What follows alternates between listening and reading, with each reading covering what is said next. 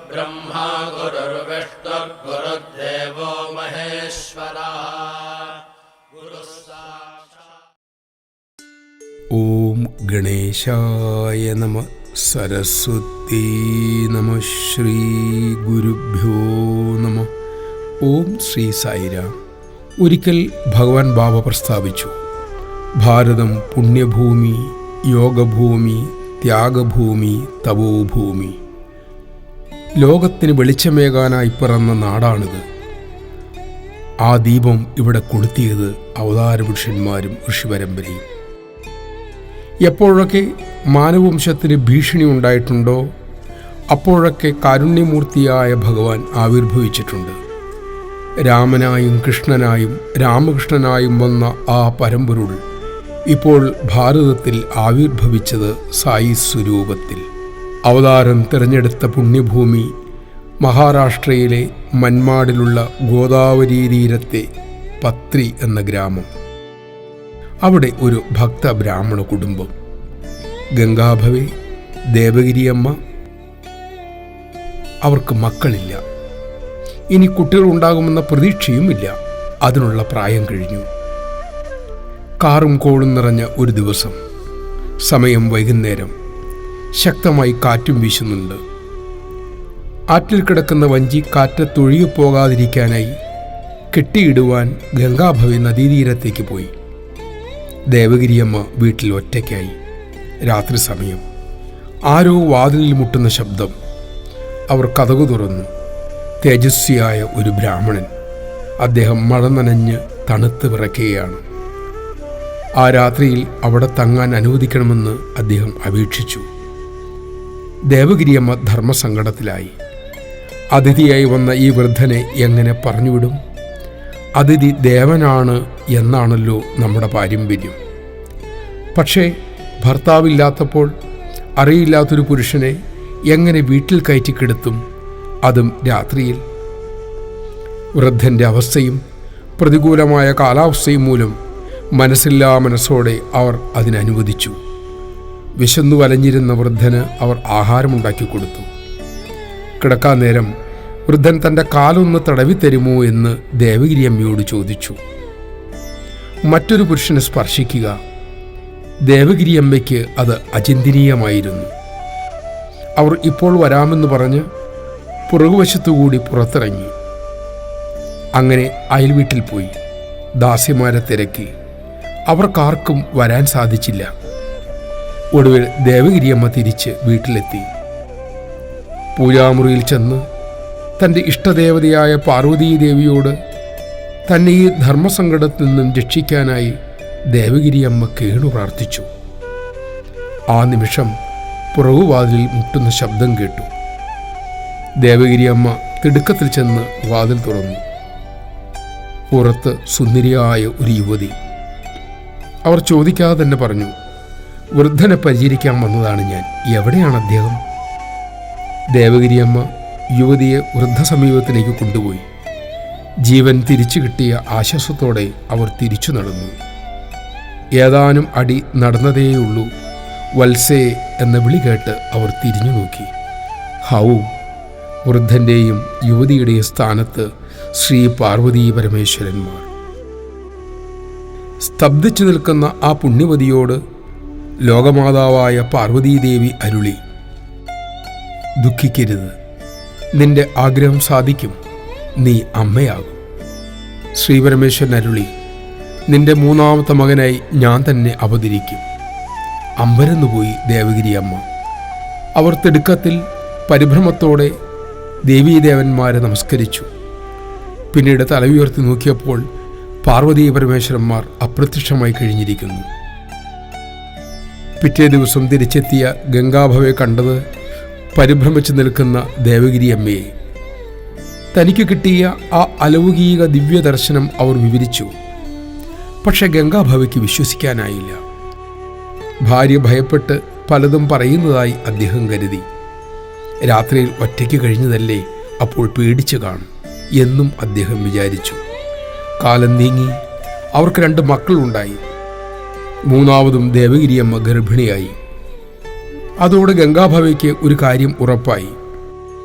ദേവഗിരി അമ്മയ്ക്ക് അന്ന് ഈശ്വര ദർശനം കിട്ടിയെന്നത് സത്യം തന്നെ. പക്ഷെ തൻ്റെ ജീവിതമോ അതിങ്ങനെ പാഴായി പോകുന്നു. തനിക്കും ഈശ്വര ദർശനം നേടണം എന്ന ചിന്ത അദ്ദേഹത്തിൽ കത്തിക്കാളി.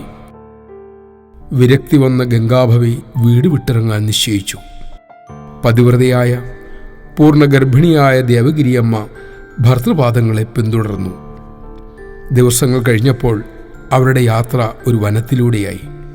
ദേവഗിരിയമ്മയ്ക്ക് പ്രസവവേദന ആരംഭിച്ചു. പക്ഷെ ഗംഗാഭവയ്ക്ക് തെല്ലും പരിഭ്രമം തോന്നിയില്ല. കാരണം അദ്ദേഹത്തിന് ഉറപ്പുണ്ടായിരുന്നു, എല്ലാം ചെയ്യുന്നത് ഈശ്വരനാണ്. എല്ലാറ്റിനും ഈശ്വരൻ സാക്ഷിയാണ്. മനുഷ്യന് തുണ മനുഷ്യനല്ല, സർവശക്തനായ ഈശ്വരനാണ്. ആ സമാധാനത്തോടെ അദ്ദേഹം നിർവികാരനായി നിലകൊണ്ടു. കാനനത്തിലെ പുൽത്തകടിയിൽ ദേവഗിരിയമ്മ കിടന്നു. ഗംഗാഭവെ തനിക്കാവും വിധം അവരെ പരിചരിച്ചു. വനദേവതമാരുടെ സാന്നിധ്യത്തിൽ ഇളങ്കാറ്റ് ദേവഗിരിയമ്മയെ തഴുകി ആശ്വസിപ്പിച്ചു. വാനമ്പാടികൾ നാദമുതിർത്തു. അനന്തമായ വാനം സാക്ഷിയായി. അങ്ങനെ ശ്രീപരമേശ്വരൻ ആ വനവീഥിയിൽ ദേവഗിരിയമ്മയിലൂടെ മാനവരക്ഷയ്ക്കായി തിരുവവതാരം ചെയ്തു. പ്രസവാലസ്യം മാറിയപ്പോൾ ശക്തമായ ഈശ്വരപ്രേരണ മൂലം ഗംഗാഭവെ യാത്ര പോകാൻ ഒരുമ്പെട്ടു. പത്നി നിർബന്ധം നിറവേറ്റാനുള്ള വ്യഗ്രതയിൽ ദേവഗിരിയമ്മ പതിയെ പിന്തുടരാനും തീരുമാനിച്ചു. അതായിരുന്നു ഈശ്വര സങ്കല്പം. അപ്പോൾ പിന്നെ മനുഷ്യന് അങ്ങനെ ചെയ്യുവാനേ സാധിക്കൂ.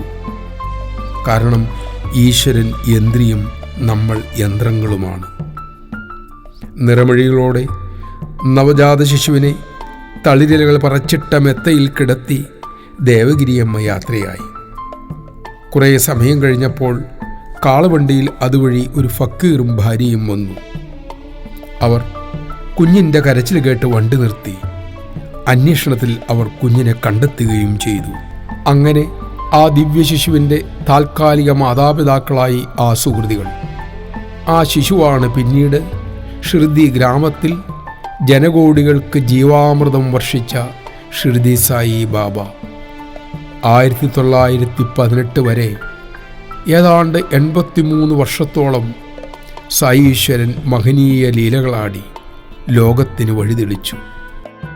സായിനാഥനെ ആശ്രയിച്ചവരൊക്കെ ജീവിത ലക്ഷ്യം നേടി. സമസ്ത പ്രശ്നങ്ങളും ആ സന്നിധിയിൽ ദഹിച്ചുപോയി. ഇന്നും ഷിർദിയിലെ സായി മന്ദിരത്തിൽ ലോകാനുഗ്രഹം വർഷിച്ചുകൊണ്ട് ഭഗവാൻ ബാബ വിരാജിക്കുന്നു.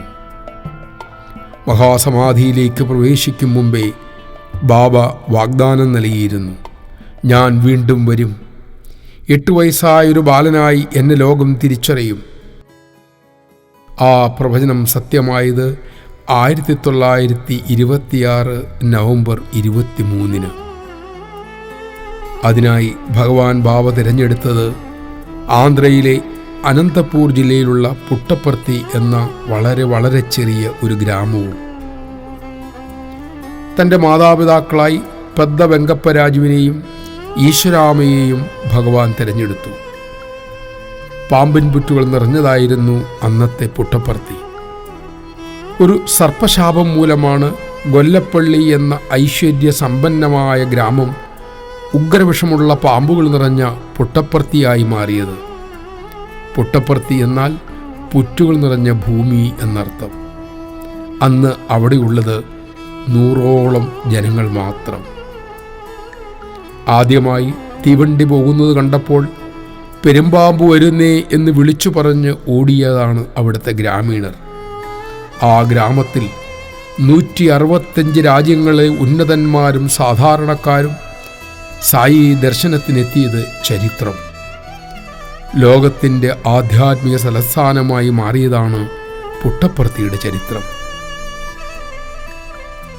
1926 നവംബർ 23 പർത്തി ഗ്രാമത്തിൽ അവതാരപുരുഷൻ ആവിർഭവിച്ചു. അത് അക്ഷയവർഷം, തിങ്കളാഴ്ച ദിവസം, തിരുവാതിര നക്ഷത്രം.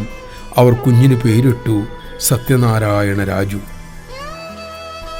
ശൈശവത്തിലെ ആ അത്ഭുത ശിശു തൻ്റെ ദിവ്യത പ്രകടിപ്പിച്ചുകൊണ്ടേയിരുന്നു. അമ്മ ഈശ്വരാമയും വളർത്തമ്മയായ കർണം സുബ്ബമ്മയും ഭഗവാന്റെ നിരവധി മഹിമകൾ കാണാൻ ഭാഗ്യം കിട്ടിയ മഹാസുഹൃതികളാണ്. ഗ്രാമീണർക്കെല്ലാം ആനന്ദം പകർന്ന് ആ ദിവ്യശിശു വളർന്നു. ദുഃഖിതരെ, ദീനരെ കുട്ടി കൈയയച്ച് സഹായിച്ചു. അതിന് പലപ്പോഴും വീട്ടുകാരിൽ നിന്ന് ശകാരവും കിട്ടിയിട്ടുണ്ട്. പെനുക്കൊണ്ടയിലും ബുക്കപ്പട്ടണത്തും ഉറവക്കൊണ്ടയിലുമായി സത്യൻ്റെ പഠനം നടന്നു. അന്നു മുതലേ കൂട്ടുകാർ അവർ ആവശ്യപ്പെടുന്നത് പലതും ആ ബാലൻ സൃഷ്ടിച്ചു കൊടുത്തു. ഇത് വാർത്തയായി. താൻ സാധാരണ ബാലനല്ലെന്ന് മെല്ലെ വെളിപ്പെടുത്തുകയായിരുന്നു അവതാരപുരുഷൻ. അനാവശ്യമായി തന്നെ ശിക്ഷിച്ച അധ്യാപകർ കസേരയിൽ ഒട്ടിപ്പോയ സംഭവം മുതൽ ഗ്രാമം മുഴുവനും സമീപ ഗ്രാമങ്ങളിലേക്കും സത്യനെക്കുറിച്ച് അറിയാൻ തുടങ്ങി.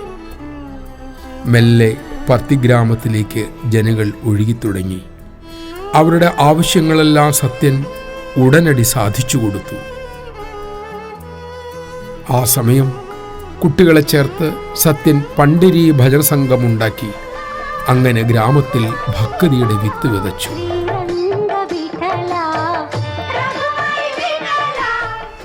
ഇതൊക്കെ പ്രേതഭൂതാദികളുടെ സഹായത്തോടെ ചെയ്യുന്നതാണ് സത്യൻ എന്ന ചിന്ത ചിലരിലുണ്ടായി. അതോടെ സത്യനെ എതിർക്കാനും ഉപദ്രവിക്കാനും ചിലർ തീരുമാനിച്ചു. മന്ത്രവാദികൾ പലരും രംഗത്തെത്തി. അവർ സത്യൻ്റെ പിഞ്ചു ശരീരത്തെ ഭീകരമായ പീഡനമുറകൾക്ക് ഇരയാക്കി. സത്യൻ അതെല്ലാം ശാന്തമായി സ്വീകരിച്ചു. ഒടുവിൽ ഇതിനെല്ലാം അറുതി വരുത്തിക്കൊണ്ട് സത്യൻ തന്നെ തൻ്റെ പരമസത്യം വെളിപ്പെടുത്തി. ഞാൻ സത്യസായി ബാബ, നിങ്ങളുടെ വെങ്കാവധൂതൻ്റെ പ്രാർത്ഥനപ്രകാരം അവതരിച്ചത്. മാനവരാശിയെ നേർവഴി നയിക്കുകയാണ് എൻ്റെ ദൗത്യം. ആര് തടഞ്ഞാലും എൻ്റെ ദൗത്യം നിറവേറ്റപ്പെടും. ആ വാക്കുകൾ കേട്ട് ഗ്രാമം തിരിച്ചുപോയി. ആരാണ് ബാബ? അന്നേവരെ അവർ ആ പേര് കേട്ടിട്ട് പോലുമില്ല. ഒരാൾ തിരക്കി, നീ സായിബാബയാണ് എന്നുള്ളതിൻ്റെ തെളിവെന്ത്? ഒരു പിടി മുല്ലപ്പൂക്കൾ വാങ്ങി സത്യൻ താഴേക്ക് വിതറിയിട്ടു. പൂക്കൾ നിലത്ത് വീണത് സത്യസായി ബാബ എന്ന് തെലുഗു ലിപിയുടെ രൂപത്തിൽ. അതോടെ അവർക്ക് വിശ്വാസമായി. സത്യൻ്റെ മഹിമ നാട്ടിൽ പരന്നു. 1940 ഒക്ടോബർ 20 തൻ്റെ അവതാര ദൗത്യം സത്യൻ ലോകത്തോട് വിളിച്ചു പറഞ്ഞു. അതോടെ ലോകം തന്നെ പർത്തിയിലേക്ക് ഒഴുകാൻ തുടങ്ങി. വന്നവരോടൊക്കെ സത്യൻ ഉറപ്പിച്ചു പറഞ്ഞു, ഞാൻ ഈശ്വരൻ, നിങ്ങളും ഈശ്വരൻ. എനിക്കതറിയാം, നിങ്ങൾക്കതറിയില്ല. നിങ്ങളെ ആ സത്യം ബോധ്യപ്പെടുത്താനാണ് ഞാൻ വന്നത്. ഉപനിഷത്തിലെ മഹത്തായ ആ സത്യം ഒരിക്കൽ കൂടി ഭാരതഭൂമിയിൽ നിന്നും ഉയർന്നു. ലോകം അത് കേട്ട് രോമാഞ്ചം കൊണ്ടു. ഇന്നത്തെ ലോകത്തിന് ഒരേയൊരു മരുന്ന് അതുമാത്രമാണ്. എല്ലാവരും ഈശ്വരാംശം, അല്ല ഈശ്വരൻ തന്നെ. ആ തിരിച്ചറിവോടുകൂടി ജീവിക്കാനായാൽ ഇന്നത്തെ ലോകത്തിൻ്റെ സകല പ്രശ്നങ്ങൾക്കും എന്നേക്കുമുള്ള പരിഹാരവുമായി. സത്യൻ്റെ ഇത്തരത്തിലുള്ള പെരുമാറ്റം മൂത്ത സഹോദരനും തെലുഗു പണ്ഡിതനുമായ ശേഷമ്മരാജുവിനെ അസ്വസ്ഥനാക്കി. സിദ്ധികൾ കാണിച്ച് അപകടമുണ്ടാക്കരുതെന്നും ലോകനിന്ദയ്ക്ക് പാത്രമാകരുതെന്നും ഉപദേശിച്ച് അദ്ദേഹം അനുജന് കത്തെഴുതി. സത്യൻ അതിന് മറുപടിയായി എഴുതിയ കത്ത് ഇന്നും പ്രസക്തം. അന്ന് സത്യസായി ബാബയുടെ പ്രായം 21. ആ കത്തിങ്ങനെയായിരുന്നു. ആ കത്തിൽ ഭഗവാൻ താൻ ആരെന്നും തൻ്റെ ദൗത്യം എന്തെന്നും മറയില്ലാതെ വെളിപ്പെടുത്തി. മാത്രമല്ല, അതൊരു പ്രവചനം കൂടിയായിരുന്നു. അതെല്ലാം സംഭവിക്കുകയും ചെയ്തു. 1947 എഴുതിയ കത്തിലെ ചുരുക്കം ഇങ്ങനെയാണ്: പ്രിയപ്പെട്ടവനെ, താങ്കളുടെ കത്ത് കിട്ടി. അങ്ങയുടെ സ്നേഹവും പരിഭ്രമവും ഉത്കണ്ഠയും എനിക്ക് മനസ്സിലായി.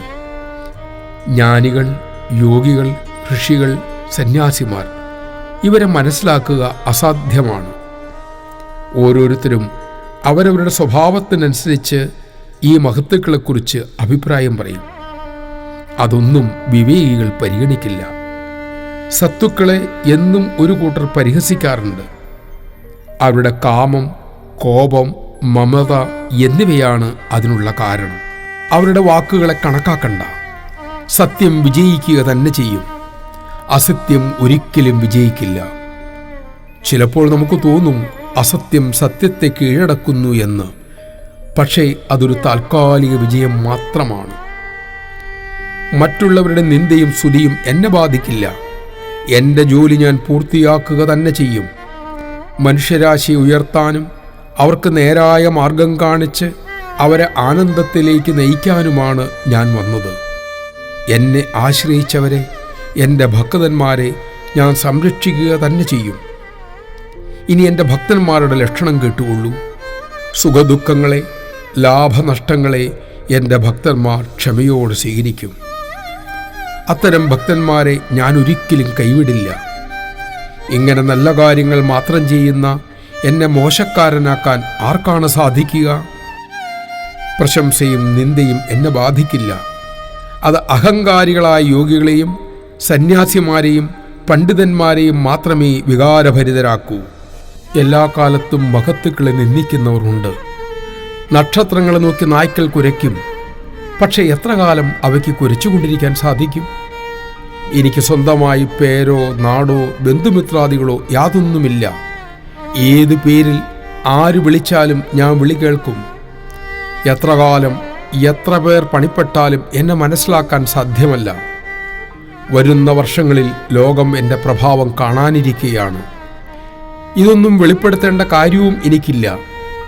പക്ഷേ താങ്കൾക്ക് മനോവേദന ഉണ്ടാകാതിരിക്കാൻ ഇത്തരം കാര്യങ്ങൾ എഴുതിയെന്നു മാത്രം. നിങ്ങളുടെ ബാബ. എന്തിനാണ് സ്വാമി അത്ഭുതങ്ങൾ കാണിക്കുന്നത് എന്ന് ചോദിച്ച ലോകത്തോട് ഭഗവാൻ അരുളി, എൻ്റെ മഹിമയുടെ വിദൂരമായൊരു ദർശനം നിങ്ങൾക്ക് തരുന്നതിനാണത്. ആനപ്പുറത്തിരിക്കുന്ന കൊതുക് പോലെയാണ് എൻ്റെ അത്ഭുതങ്ങൾ. ആ അത്ഭുതങ്ങൾ വഴി നിങ്ങളെ ധാർമ്മിക പാതയിലേക്ക് ഞാൻ നയിക്കും. അങ്ങനെ ഞാൻ നിങ്ങളുടെ ഹൃദയഗുഹയിലുള്ള ഈശ്വരനെ നിങ്ങൾക്ക് തന്നെ കാണിച്ചു തരികയും ചെയ്യും.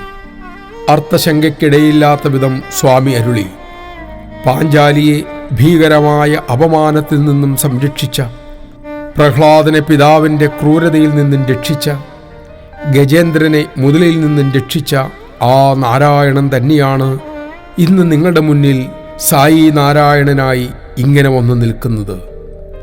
നിങ്ങൾ എന്നെ നിന്ദിച്ചാലും ഞാൻ നിങ്ങളെ ഉപേക്ഷിക്കില്ല. നിങ്ങൾ എനിക്ക് സ്വന്തമാണ്.